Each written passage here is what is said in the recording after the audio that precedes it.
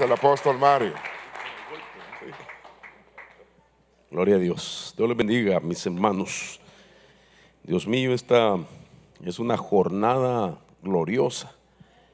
Ya el apóstol partió, pero rumbo a otra iglesia a seguir ministrando.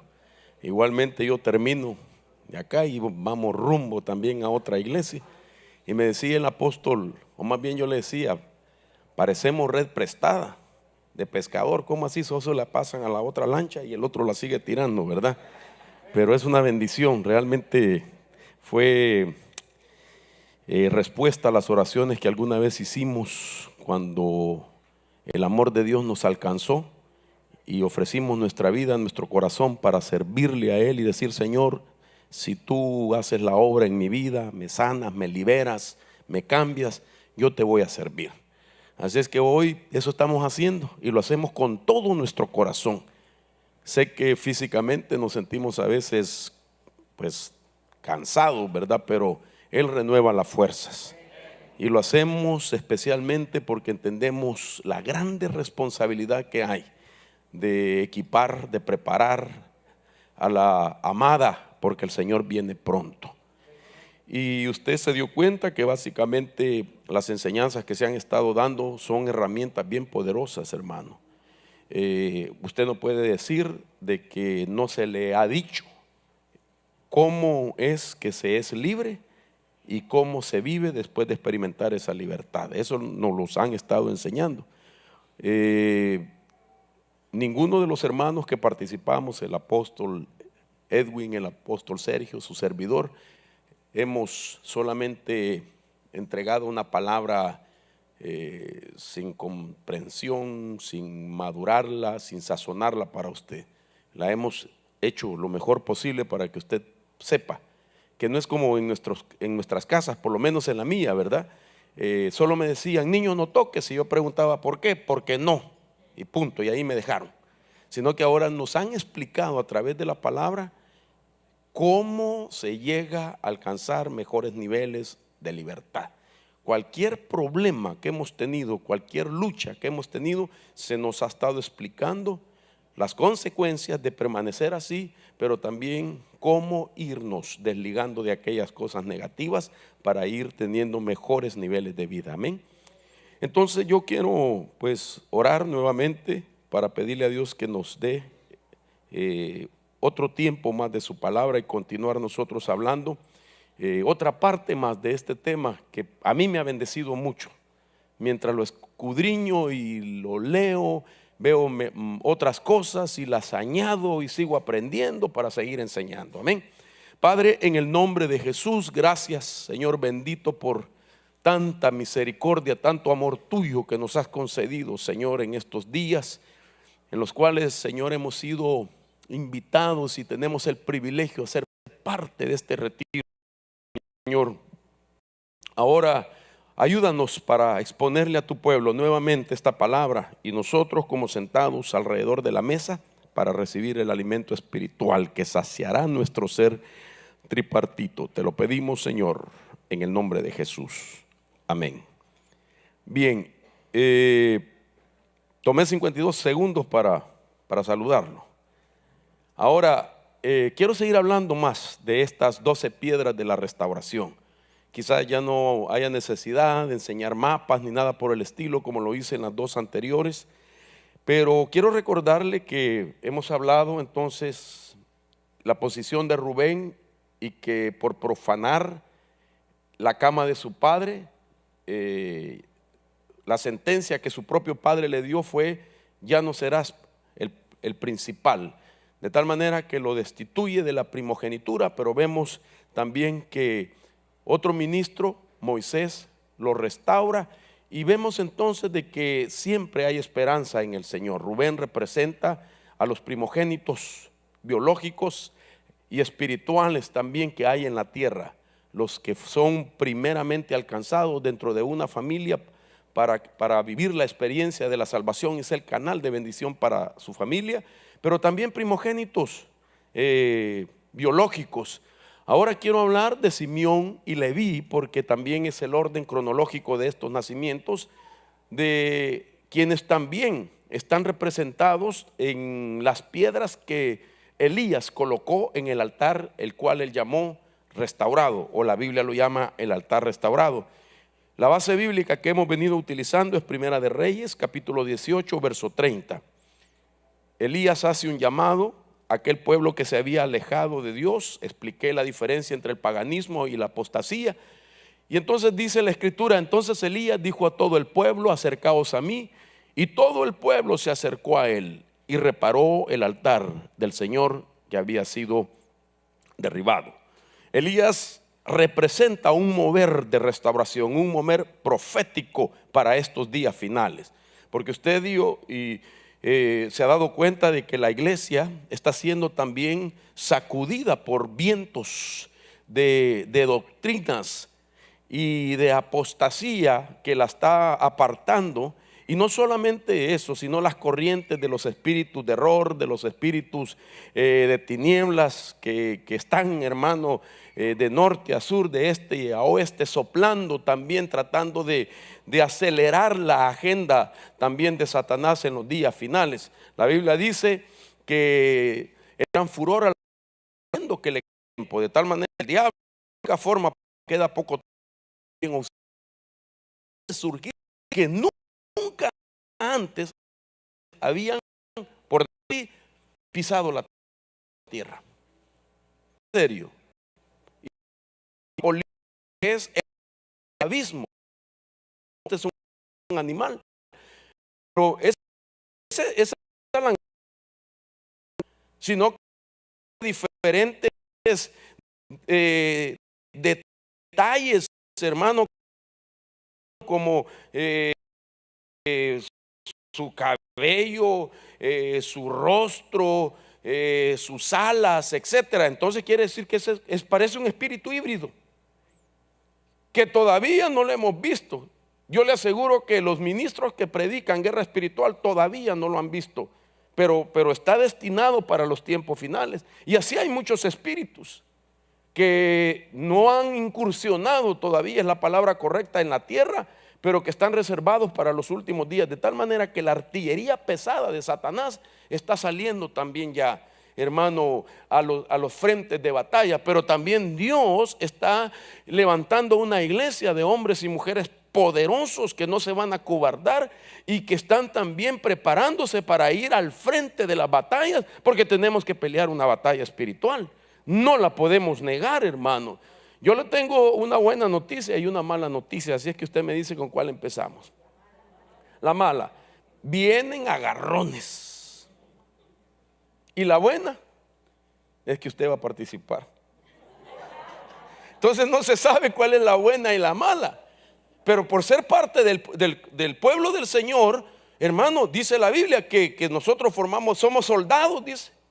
Nosotros, hermano, nos alistaron y no nos preguntaron si íbamos a cargar el armamento de Dios.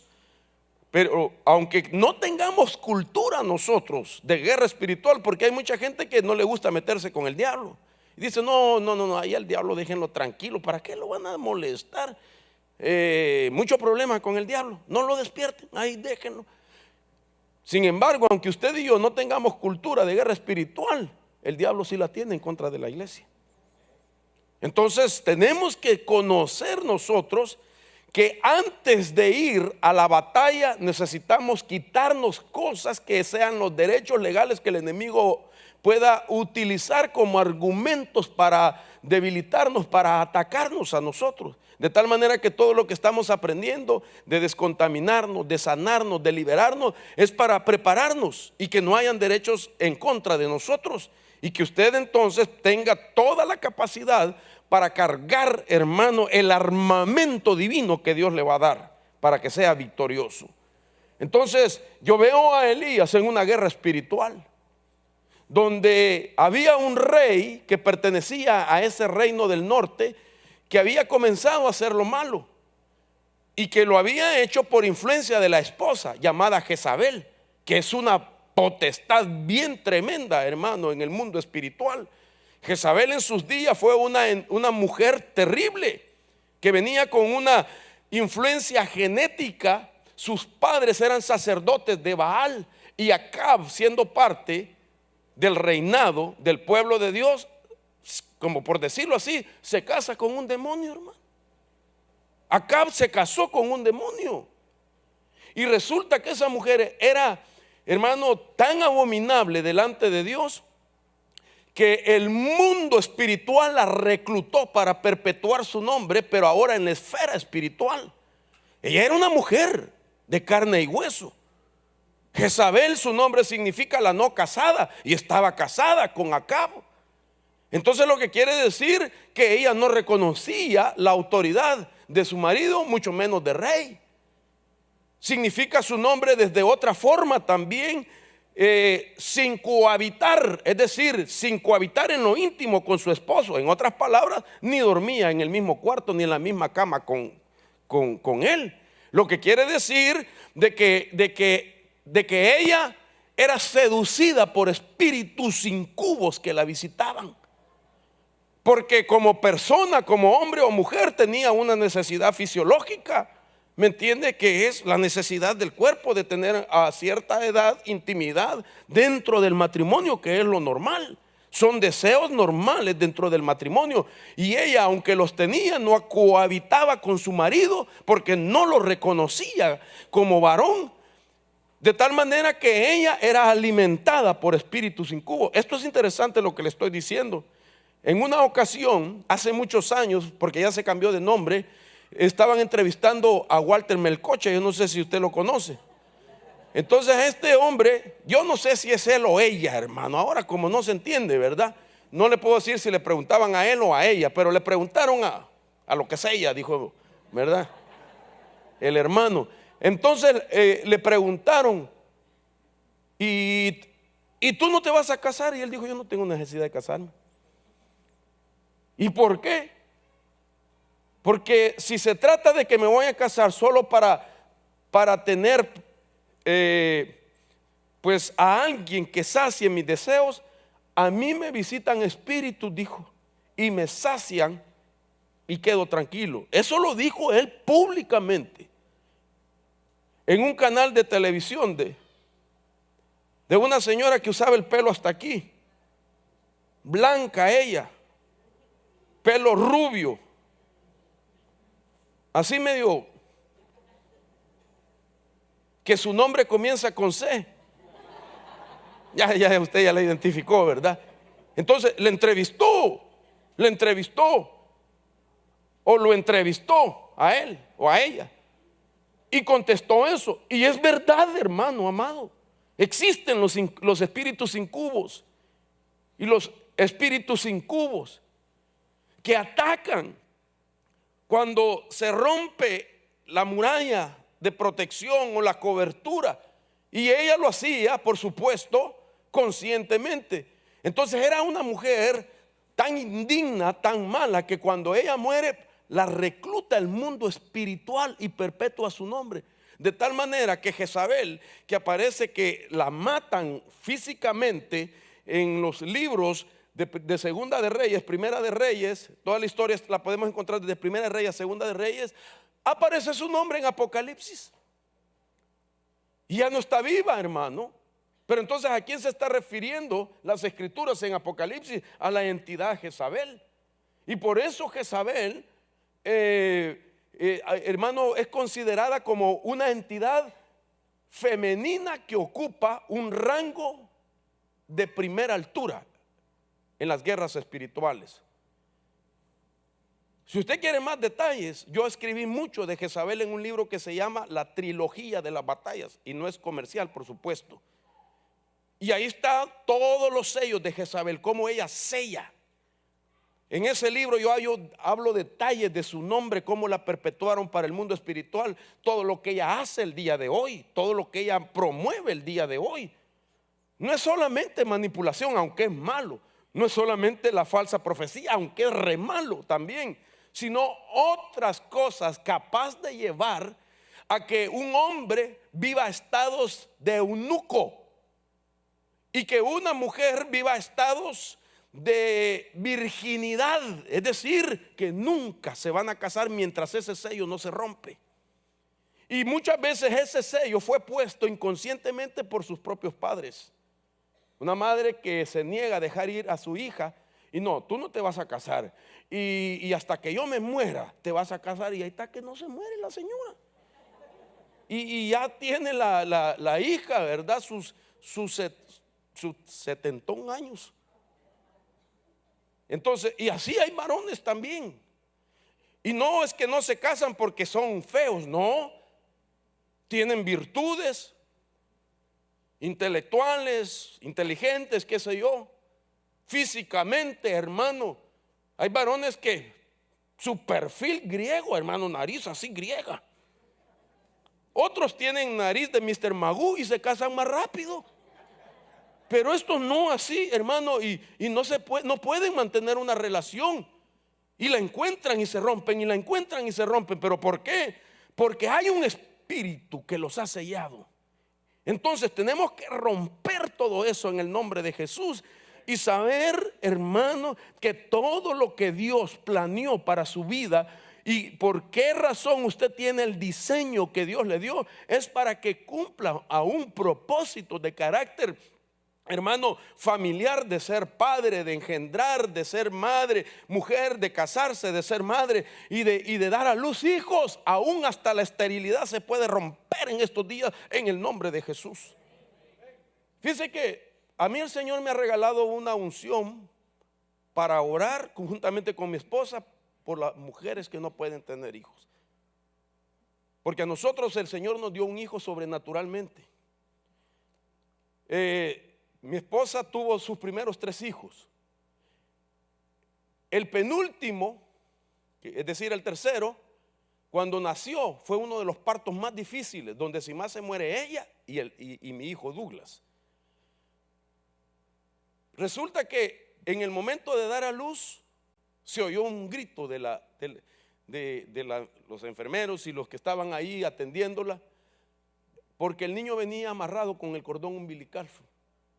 Y el niño venía ya morado, bien morado, hermano. Y entonces se oyó el grito: no, ya no sigas empujando. Y mi esposa se contuvo y se empezó a poner roja, ella haciendo fuerza, porque empezaron ellos. Llegó un grupo de asistentes, de doctores a atenderla a ella, hermano. Y mi esposa perdió el conocimiento, quedó desmayada. Agarraron al niño y salieron corriendo con él. Yo no sabía qué hacer en ese momento, si correr detrás del niño o quedarme con ella, porque ella estaba ya se desmayó. Y entonces no sabía qué estaba pasando. Entonces, no se preocupe, no se preocupe. Y empezaron a gritar ellos, a dar un número clave. Y hermano, el hospital era una correreda de un lado para otro. Yo dije: esto está grave, porque mi esposa está desmayada y mi hijo lo llevan corriendo para un lado y para otro. El niño se le hizo la cabeza larga. Y entonces, poco a poco él empezó a recuperar el color, pero le quedó la mitad oscura y la otra mitad del tono normal. O sea que mi hijo tenía 2 colores. Y entonces, cuando regresé a ver a mi esposa, los médicos la estaban atendiendo y haciéndola volver en sí. Bueno, gracias a Dios, tanto él como ella, dijeron ellos: los hemos recuperado. Estas fueron las palabras: los hemos recuperado. Y entonces el mismo médico nos aconsejó a nosotros de que mi esposa mejor se operara. Entonces, mire, señora, ustedes deberían de operarse, debería de operarse. Y nos llamaron a la oficina. Mi esposa se operó. Entonces nos explicaron, perdón si esto le lastima a alguien que tenga tal vez una convicción diferentes a las mías, ¿verdad? Pero entonces nos explican lo que es amarrar y lo que es cortar. Y entonces nos explicaron ventajas y desventajas. Dice: amarrada, dice, accidentalmente se puede soltar, y entre un porcentaje de amarradas queda otro porcentaje de mujeres embarazadas. En cambio, si se corta, dice, es casi seguro que no tenga. Y yo, puro director de película, corten. ¿Me entiende? Entonces le cortaron, hermano, y yo tengo las fotos guardadas de la operación y el corte que ella tiene. Y entonces seguro que ya no habían más hijos. Bueno, yo quería tener 12 hijos. No yo, mi esposa, yo quería que mi esposa los tuviera. De verdad, no es mentira. 12 hijos porque yo quería pues hacer un equipo de fútbol, ¿verdad? Con entrenador y todo. No, yo quería ser como patriarca, hermano, tener mis 12 hijos. Y entonces, bueno, ella me dio 3 y yo, gracias a Dios. Y la vida continuó. Entonces, ella es una mujer que le gusta expresar también su agradecimiento a Dios, danza, alaba, pero a ella le gusta usar tacones bien altos. ¿Me entiende? Y entonces ella usa su gran, y no la paran, hermano, los tacones para danzar. Yo me le quedo viendo y digo, Dios mío, ¿cómo hace? Parece que en una escalera, hermano, pero ahí está danzando y alaba al Señor y los maneja, pues, gracias a Dios los maneja bien. Pero entonces ella su vida liberaba y todo, y de repente empezó a decirme, hay algo que se me mueve, y yo me lo aprieto y me duele. Y entonces yo le tomaba, hija, es que como que hay unas cuantas libras fuera de la voluntad de Dios ahorita.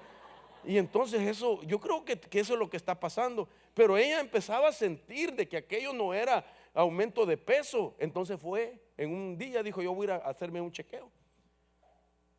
Y resulta que cuando ella, después de algunas horas que regresa, yo estaba en mi casa y estaba un anciano conmigo, estábamos hablando de la obra del Señor. Cuando yo la vi que entró, ella traía un rostro diferente.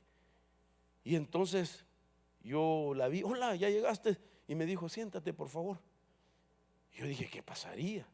Y entonces me senté, ¿verdad? ¿Y qué pasó? Pero yo bien, ni por cerca, hermano, ni por cerca podía discernir la noticia. Y me dijo, quiero decirte que tengo 5 meses embarazada. Yo le dije, ¿de quién es? ¿Fue inseminación artificial o qué fue eso? 5 meses. O sea que el cuarto hijo mío fue el embarazo más corto que he tenido. O sea, de saber de que ella estaba embarazada, solo 4 meses y nació Samuel. Le puse Samuel, por cierto. Pero fíjese qué interesante que me lo profetizaron. Porque en el primer retiro de pastores de Ministerios Ebenecer en Estados Unidos, que fue en Chicago, el primero, era el segundo de Ministerios Ebenecer, pero fue fue el segundo en Estados Unidos. No, perdón, el primero, ya me hice chibola yo, hermano. El primero en Estados Unidos, pero era el segundo de los Ministerios Ebenecer. Bueno, y entonces yo todavía no me habían ungido para el ministerio apostólico. Yo era un pastor solamente bajo cobertura. Yo estoy bajo la cobertura del apóstol desde hace muchos años. Soy el segundo pastor que le pidió cobertura cuando él lo reconocen como apóstol. A él lo reconocen como apóstol el domingo y yo el lunes estaba ya dentro de la cobertura. Entonces, él me llamó y me dijo, Mario, quiero orar por ti. Y entonces dice, quiero orar para desatarte una unción de maestro de la palabra. Y entonces yo pasé y él empezó a orar y llamó a otros ministros que ya tenían años también en el ministerio fluyendo y que ellos también habían salido de la misma misión de donde corrieron a mi apóstol. Yo no sé si a ellos los echaron también, pero bueno, al apóstol sí. Entonces estaban ahí hombres que yo respetaba mucho, que los oía y todo, eran los gigantes, hermano, en la prédica para mí en aquellos días. Y entonces llamó a uno de ellos. Y entonces empezó a profetizar. Entonces le dijo el apóstol, mire, yo hasta me metí por otro tema y no sé por qué. Pero entonces les dijo, denle palabra de Dios si ustedes tienen palabra de Dios para él. Entonces uno de ellos se acercó a mí y dice, así te dice el Señor, te voy a levantar y te voy a hacer padre de una congregación numerosa y te voy a dar hijos espirituales que vas a engendrar con la palabra y vas a sembrar en muchos lugares. Y como señal que te digo la verdad, te voy a dar otro hijo. Y yo sabía que mi esposa estaba embarazada. Yo cuando oí eso, Yo dije, hoy sí se salió del guacal dije yo. Hoy sí, sí, no sabe que mi esposa no puede tener hijos. Y te voy a dar dolores de parto. En ese momento me cayó un dolor aquí hasta atrás, que le tuve que decir, apóstol, me duele.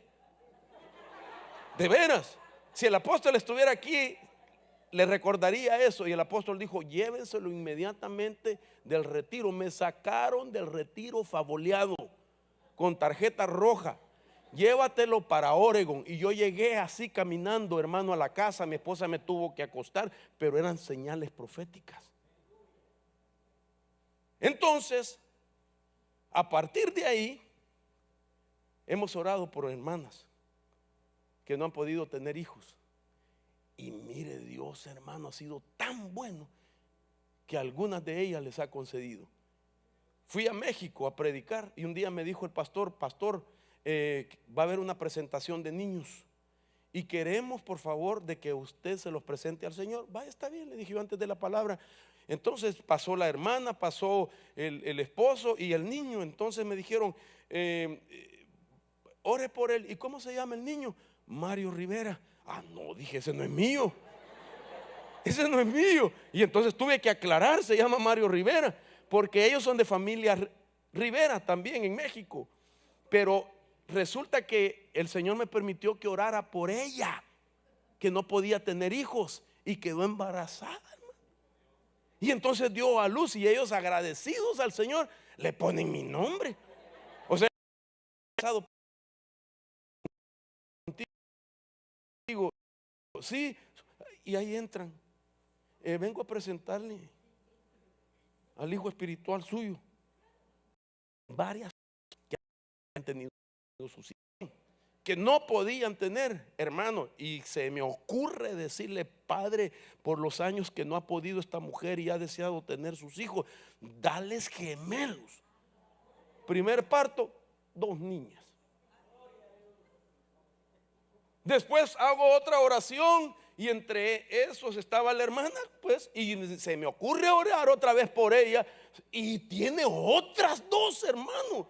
Entonces el hermano es un hombre con 5 mujeres en su casa, 4 hijas y su esposa, y cada vez que voy a orar ahora para fertilidad, él agarra a sus muchachitos y sale corriendo ella a esconderse. Me la encuentro en los pasillos, no, pastor, ya no. ¿Me entiende? Porque Dios, hermano, tiene en su corazón el deseo de romper con toda obra que el enemigo haya tratado de hacer para impedir la felicidad a sus hijos. Así es de que de 90 para abajo todo es posible. Porque Sara, otra vez, ya le comunicaron. ¿Sí? ¿Verdad que sí?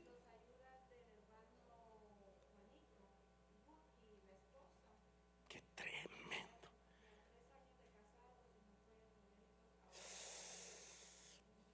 Gloria a Dios. Así es que hoy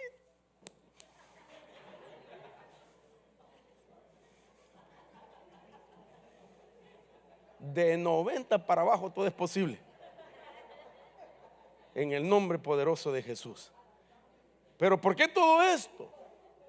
Porque Elías tuvo que enfrentar a una potestad que representa ese tipo de operación para impedir muchas bendiciones a favor del pueblo de Dios.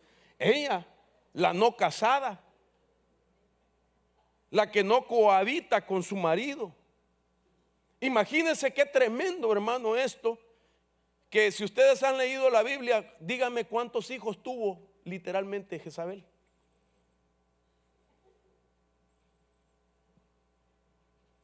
Ok, yo sé que usted ya sabe que no tuvo. Por lo menos se le cuenta 1, por lo menos. Pero ¿por qué en Apocalipsis dice que la van a echar a ella juntamente con sus hijos, plural? Ah, ella ha tenido hijos. Pero si no tuvo, según la Biblia. Y entonces, ¿quiénes son esos hijos? a los que ella les pone su matriarcado, a la que ella les da la cobertura. ¿Y cuándo es que ella pone matriarcado? Cuando el pueblo del Señor no reconoce cobertura y no reconoce paternidad espiritual. Entonces, cuando no se reconoce la paternidad espiritual, ella pone su matriarcado. Y entonces los hijos, hermano, que la representan a ella, son aquellos que están como guerreros de su ejército y que pueden estar atacando el vientre de las mujeres para que no tengan hijos. Y a esos son los que hay que reprender en el nombre poderoso de Jesús. A ella tenía como una escuela de profetas, los 450 profetas que le seguían. Pero los originales, las versiones más antiguas, no le llaman los profetas de Jezabel, sino los hijos de Jezabel. Porque en ese tiempo se manejaba que cuando había alguien fuerte, profético, entonces aquellos que discipulaba se le llamaban los hijos de los profetas. Entonces ella, sus 400 falsos profetas representaban los hijos de Jezabel que atacaban las bendiciones del pueblo de Dios con falsas profecías, con falsas ministraciones. De tal manera entonces de que la apostasía era tan tremenda de que ahora Elías tiene que demostrarle a ese pueblo que la única forma para ser restaurados de aquel alejamiento que habían tenido era que voluntariamente se identificaran con las piedras que él utilizó para formar el altar restaurado del Señor. Y por eso dice que tomó 12 piedras conforme al número de las tribus de los hijos de Jacob. Dice el verso 32, y con las piedras edificó un altar en el nombre del Señor. Entonces ahora los que se habían alejado tenían la oportunidad de nuevo volver a Dios, siendo parte de ese altar donde Dios respondía las peticiones. Entonces estas 12 piedras hemos venido platicando por lo menos, y voy a tratar de hablar otro tanto más, por lo menos 2 más. Son los nombres que usted conoce: Rubén, Simeón, Leví, Judá, Isaacar, Zabulón, Dan, José, Benjamín, Neftalí, Gad y Aser. Las 12 piedras que conformaron el altar restaurado del Señor. Ahora, así rápidamente, estos tienen significado. Rubén significa primogénito, visión; Simeón el que escucha; Leví unido; Judá alabanza; Isaacar recompensa; Zabulón honra. En el segundo grupo de 6 también vemos los significados. Dan es el juez; José el que Dios añada; Benjamín mano derecha; Neftalí luchador; Gad tropa y guerrero; Aser feliz y gozo. Entonces estas cosas representan lo que pierde cada una de los nombres de estos hombres cuando están ya alejados de Dios.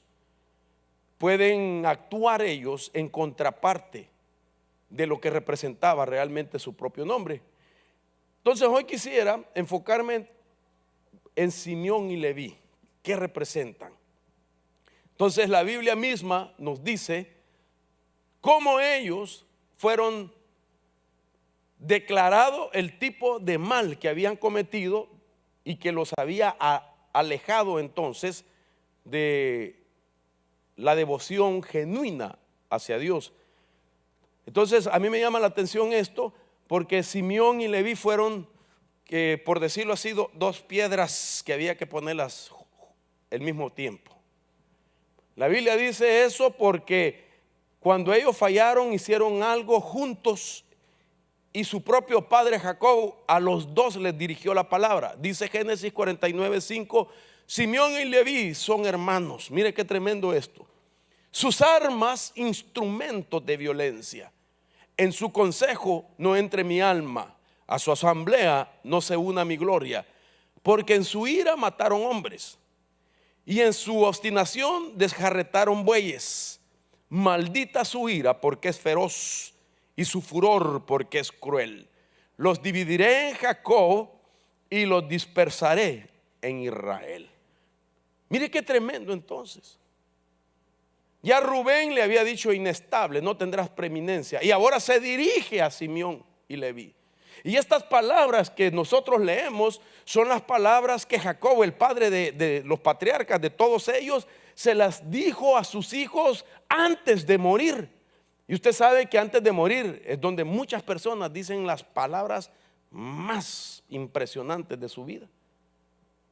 Las palabras más tremendas de la vida, sean bendiciones o maldiciones, muchas veces se escuchan, hermano, al borde de la muerte. Y este Jacob estaba a punto de morir y les dice eso: son hermanos ustedes, pero sus armas son instrumentos de violencia. Entonces, estos dos personajes representan la ira y la violencia en el alma del creyente.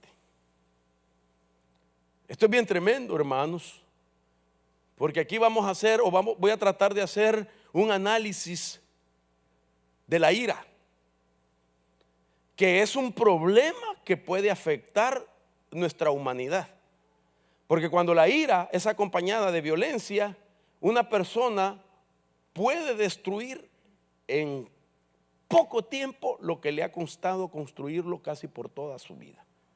Lo que ha costado construir con esfuerzo e inversión, hermano, y mucha paciencia, cuando se pierde el control de la vida, se puede destruir así rápidamente. Entonces nos interesa a nosotros llegar a comprender esto, porque usted y yo somos seres emocionales. Usted y yo somos 2/3 de emociones. Nuestro ser, nuestra alma es 2/3 de emociones. Entonces quiere decir que somos vulnerables también. Dios no lo permita. Porque usted podrá decir como yo: no, hermano, gracias a Dios yo renuncio, yo no he sido nunca una persona con ira. Pero todos, nadie Dios lo diseñó con ira. Al hombre, cuando Dios lo puso en el huerto, tenía emociones originales. Y la emoción original eran 3 nada más: amor, enojo y temor. Hoy no, hoy existe una lista de más de 20 y pico, hermano, de emociones que han venido surgiendo de cada una de las emociones originales. Y entonces el amor original, ¿cuál era y para qué? Porque cuando usted y yo amamos, lo que tú amas lo persigues. Entonces era para que se buscara a Dios, lo buscáramos, anduviéramos detrás de Él, por amor a Él. El enojo, ¿para qué es? Para que no participemos nosotros de ninguna injusticia. Era un tipo de indignación para no participar en la injusticia de nada. Y el temor, ¿para qué es? Era un temor reverente, que era para que tú te apartes del mal. Por eso la Biblia dice: huye de las pasiones juveniles, huye de la fornicación. Entonces hay cosas que tenemos que huir. Y para eso era el temor, sentir que aquello es un peligro para tu vida y huir. Ese era el tipo de temor. Pero cuando las emociones comienzan a sufrir un trastoque, el amor original se convierte en obsesión. Y las personas muchas veces aman lo que no les conviene. El enojo se ha convertido el día de hoy en ira más violencia. Se vuelve, o la ecuación es iracundo. El temor ha sufrido un trastoque también. Y ahora hay miedo, hay temor, hay terror y hay timidez. Entonces se ha ramificado aquello después del trastoque. Pero entonces esto me llama mucho la atención, porque la apostasía de Simeón y Leví, entonces fue la ira que va amarrada de amargura, o la amargura que tiene que ver también con la ira. Cualquiera de las cosas que surgen invita a lo otro. Amargura invita a la ira, y la ira también puede invitar a la amargura. Entonces esto es importante que nosotros lo veamos Y me llama la atención que en el orden cronológico, Simeón era el segundo hijo que había nacido y Leví era el tercero. Simeón significa, hermano, su nombre de Simeón es o tiene que ver con el oído. El Señor ha oído. Su madre le puso ese nombre porque después de estarle haciendo petición a Dios para que le concediera tener otro hijo, nació Simeón, y entonces le pone ese nombre porque dice: oh, el Señor escuchó mi oración. Entonces Simeón significa oído. Leví, el tercero, significa unido o adherido. Ella pedía a su marido: que mi esposo se quede esta noche conmigo, que mi esposo se una a mí en esta noche. Y entonces ella, de tanto orar, llegó un día a Jacob y se quedó con ella y quedó embarazada, y entonces le puso Leví, porque ella dijo: hoy mi marido se unirá a mí. Mire qué tremendo esto, ¿verdad? Esto es bien importante. Entonces vemos los significados originales. Ahora, lo que dice me llama la atención. ¿Por qué les dijo instrumentos de violencia? Entonces, un instrumento de violencia representa el carácter fuera de control de una persona. Entonces es un instrumento de violencia. Una persona que pierde su control en ira y violencia es un iracundo, dije. Entonces él es como que tuviese, hermano, una arma para destruir. Eso es cualquier cosa que agarra, la convierte en una arma. Agarra un vehículo, lo convierte en una arma. Agarra un peine y no para peinarse, lo convierte en una arma. Agarra un micrófono, no yo, ¿verdad? Lo convierte en una arma. Una persona con ira y violencia, cualquier cosa la convierte en una arma, porque el diablo lo ayuda para que haga eso. Entonces, por eso les dijo Jacob: instrumento de violencia es vuestra ira. Ahora, hermano, la ira es una de las emociones a las que muy fácilmente se entra. La ira es una de las emociones que hay que prestarle mucha atención, especialmente en estos días, hermano. Porque uno puede entrar así en un momento y puede ser tan agresor o puede ser muy víctima también, porque hoy no se sabe con quién nos podemos encontrar en la calle.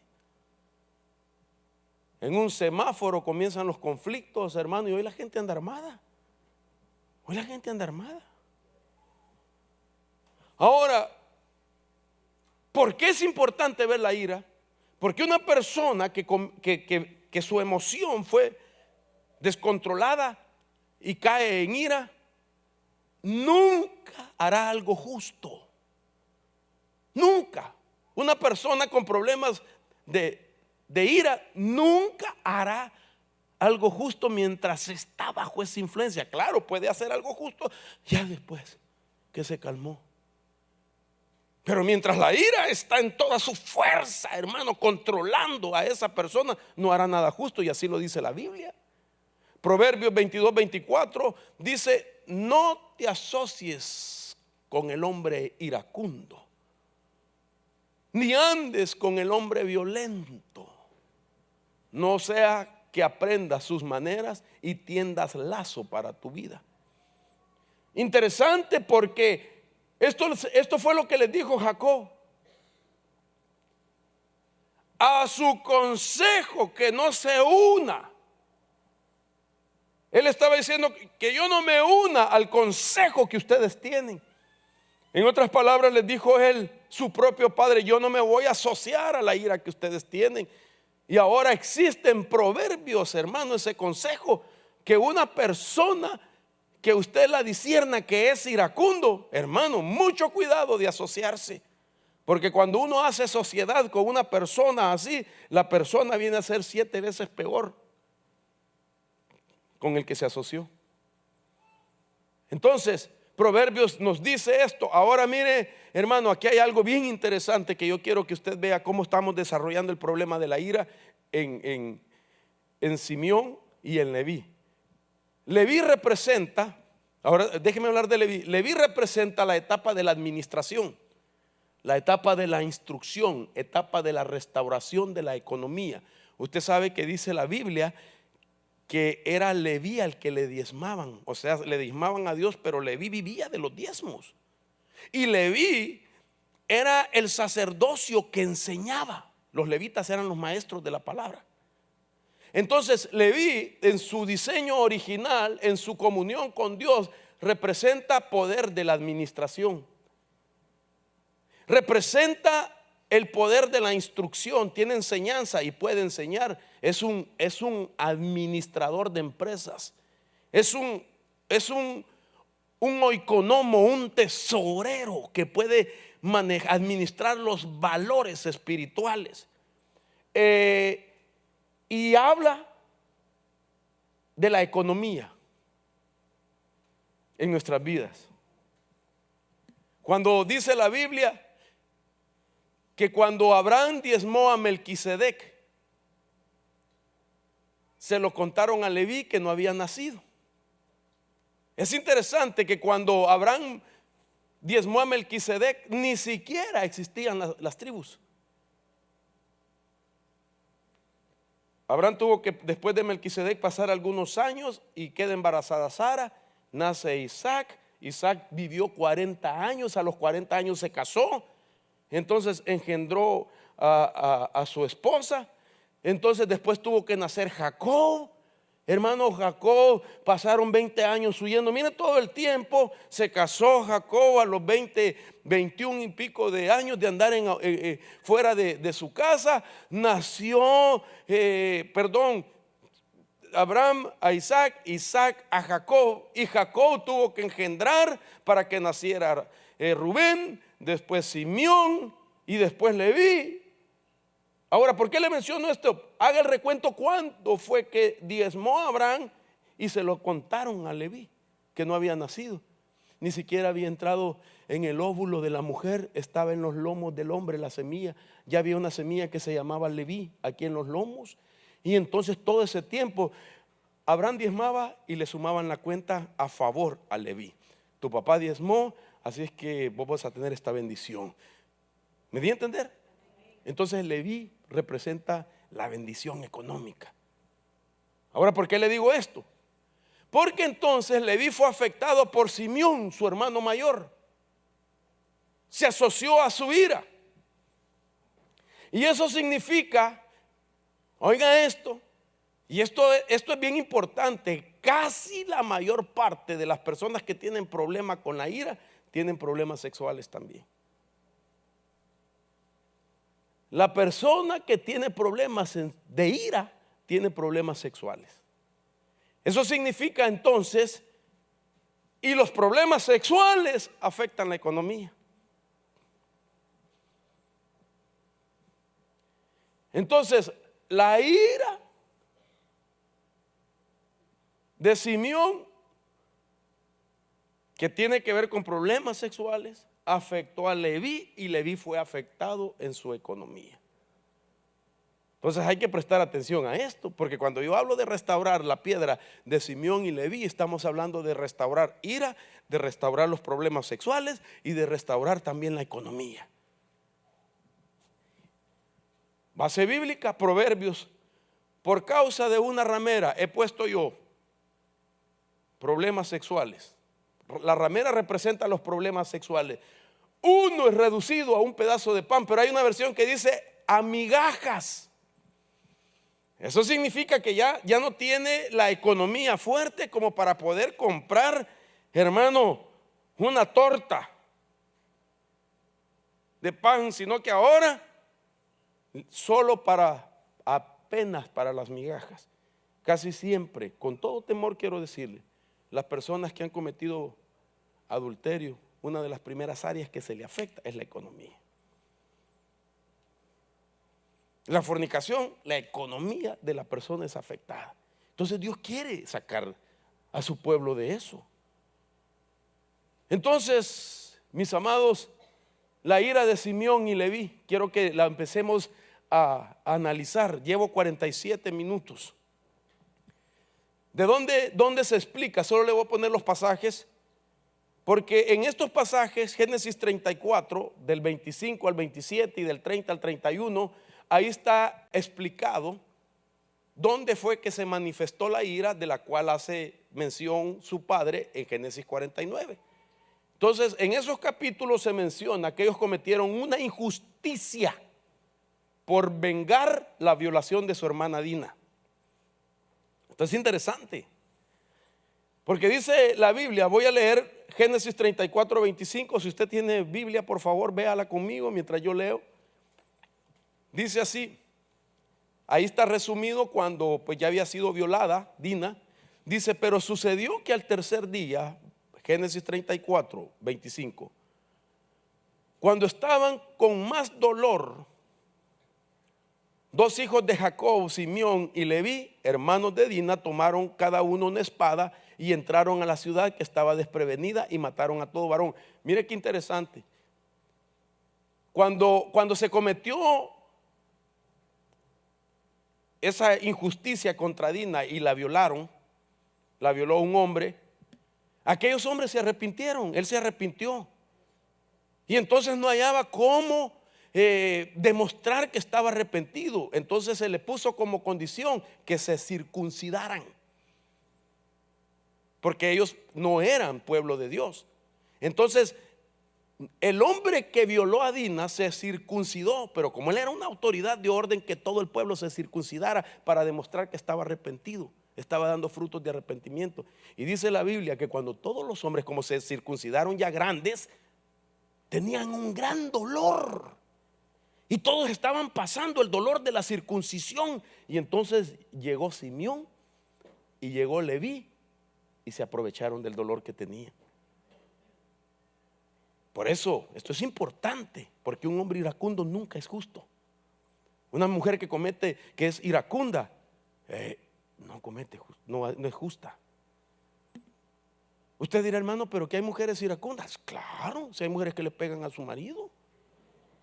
Es increíble, la violencia doméstica hoy ha aumentado los porcentajes de mujeres que le pegan a sus maridos. Yo tengo trabajadores sociales ahí en la iglesia que trabajan con el departamento de violencia doméstica, y me dice, si usted supiera, hermano, ahora las mujeres son las que le pegan a los maridos.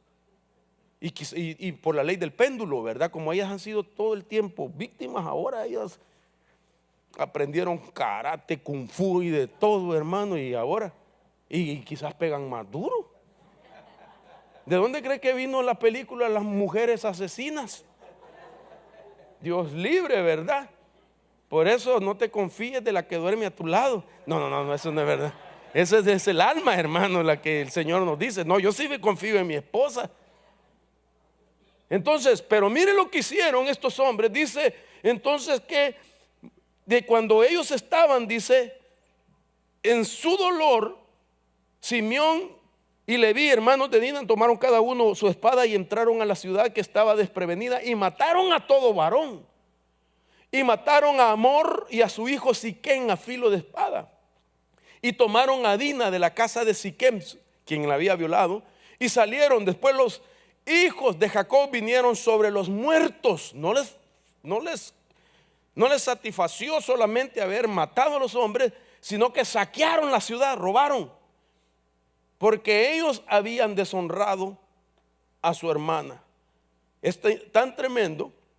Sigo leyendo el verso 30. Entonces Jacob dijo a Simeón y Leví, me habéis traído dificultades, haciéndome odioso entre los habitantes del país, entre los cananeos y los fereceos, y como mis hombres son pocos, ellos se juntarán contra mí y me atacarán, y seré destruido yo y mi casa.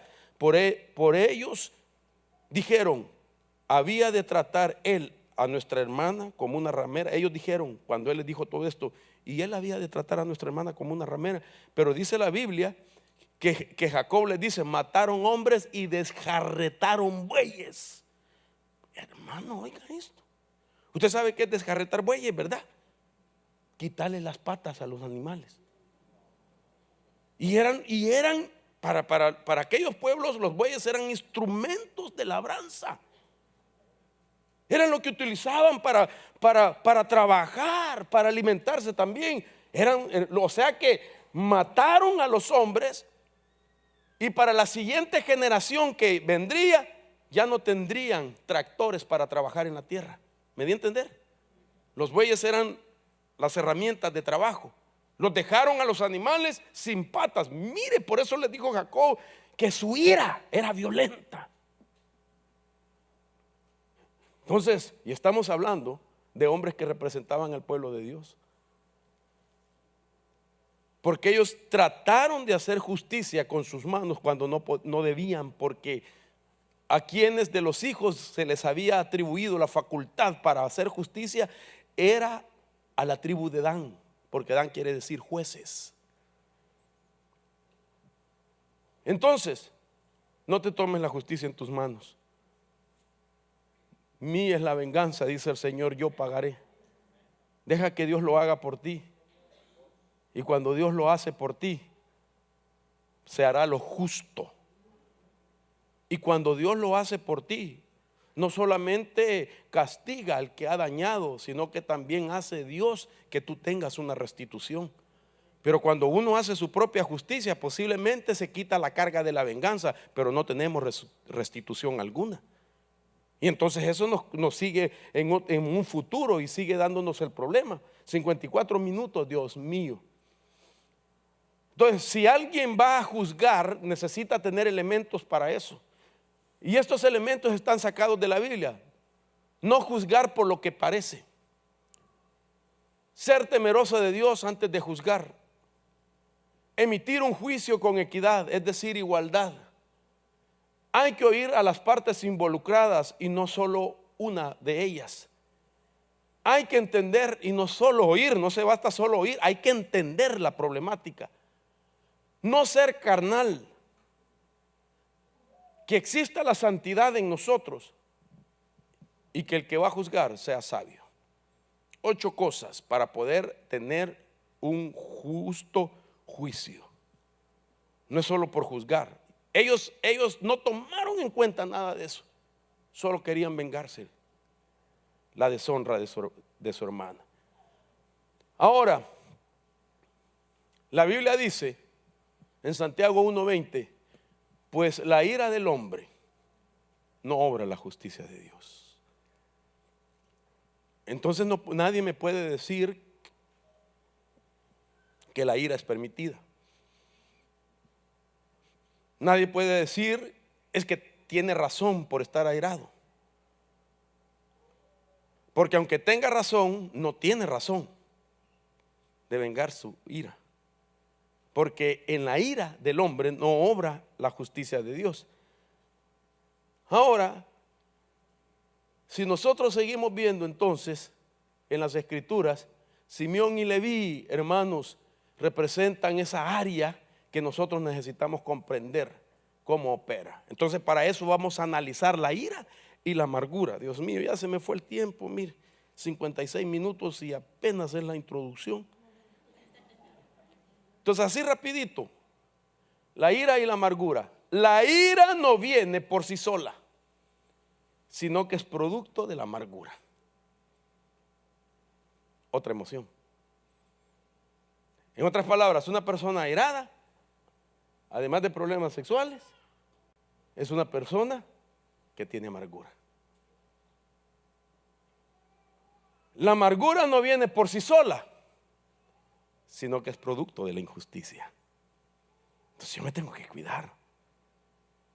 Usted se tiene que cuidar. ¿De qué? De que no me hagan injusticia. De eso no podemos hacer nada. Sino que cuando la injusticia la cometan, de no dejarme amargar, para no ser víctima de la ira y me lleve a cometer injusticia. Porque injusticias han cometido contra nosotros. Levante la mano a quienes les han pagado mal por el bien que ha hecho. No tenga pena, hermano, si no le voy a ver el reloj que trae, ni el anillo, ni nada por el estilo. Mira, un montón no les han hecho, gracias a Dios. Gracias a Dios. Quizás, bueno, no sé, ¿verdad? Pero voy a hacer una pregunta. Levante la mano los que sí han cometido injusticia contra otros. Pues los que no levantaron la mano, tal vez, ¿verdad? De alguna forma. Ok. Yo sé que la mayoría de nosotros ha sufrido injusticia. Traiciones, difamaciones, acusaciones. Te merecías algo y no te lo dieron. Fuiste fiel en algo y te traicionaron. Te pagaron, repito, mal por el bien que hiciste.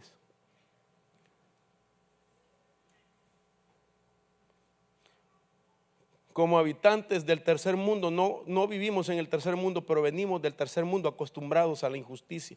Es más, se sigue cometiendo injusticia con gente que se le descubre que viene del tercer mundo. Nosotros, los achocolatados, nomás nos oyen hablar. ¿Qué horas son? Las 8. Del tercer mundo viene este. Entonces, no puedo evitar que cometan injusticias, pero tengo que cuidarme de que mi alma no se amargue, porque la unción de Dios del tiempo final es esa llenura gloriosa del Espíritu Santo sobre nuestra vida, que nos va a dar paz, nos va a dar gozo, nos va a dar santidad, aunque usted no lo crea por Ripley, hermano. Pero la unción de Satanás para los últimos días es amargar a la gente. Y lo que va a hacer es tratar de que sufras injusticia. Entonces mire, la ira no viene por sí sola, sino que es producto de la amargura. La amargura no viene por sí misma, sino que es el producto de la injusticia. Y si seguimos, hermano, entonces la amargura, ay Dios mío, ya lo quité, permíteme. Es que ya estoy nervioso cuando ya vi que ya llegué a la hora que me tengo que ir.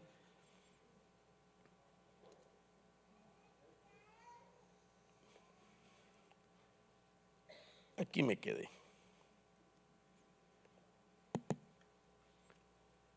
Entonces, volvamos al punto. Lo primero ya lo dije, esto otro también, pero esto hacía falta. La amargura se define como un sentimiento mixto entre ira y frustración que surge cuando alguien experimenta una situación o acción injusta. Cualquiera puede decir lo que hizo Simeón y Leví era justo porque habían violado a su hermana. Pero mire hacia dónde lo llevó. No vieron el arrepentimiento de aquellos hombres que habían dado fruto entrando a ser parte del pacto a través de la circuncisión, sino que se aprovecharon de la debilidad, del dolor de ellos, los mataron, saquearon todo lo que ellos tenían y además de eso mataron bueyes, desgarretaron bueyes. Entonces le añadieron a su venganza. Entonces, ¿qué es lo que dice la Biblia, hermano, acerca de eso? La Biblia dice: sea quitada de vosotros toda amargura. Y mire con qué la asocia: enojo, ira, gritos, maledicencia, así como toda malicia. Quiere decir que la amargura va conectado con todo eso. Eso lo tenía Leví. Y me llama la atención que no la quita Dios, sino que quien la tiene que quitar eres tú. Porque desde el punto de vista que estamos hablando, no es un espíritu, sino que es una emoción fuera de control. Entonces te está diciendo: quiten ustedes de sí mismos la amargura. Efesios 4:31, nuevamente el pasaje: tus emociones negativas son productos de pensamientos negativos o de pensamientos envenenados.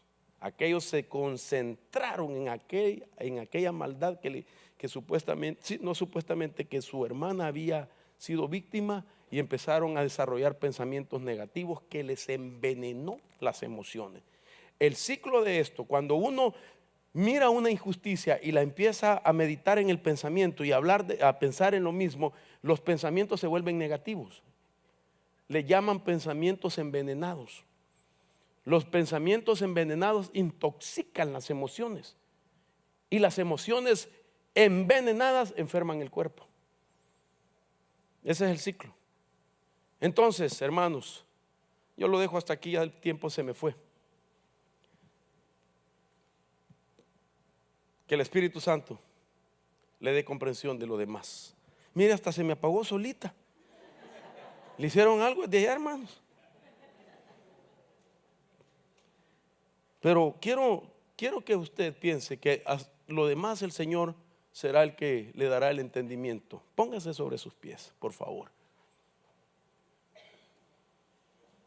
De ahí se desencadena una serie de situaciones, pero la ira va a la cabeza: orgullo, rebelión, victimización, queja, ingratitud. Y quiero decirle que hay un ciclo negativo que pasó por la mente de Leví y de Simeón. Malos pensamientos, malas emociones, malas palabras, malas decisiones, malos sueños, fe negativa, amor enfermizo y mala salud. Busque a alguien para preguntarle que ha estudiado acerca de los problemas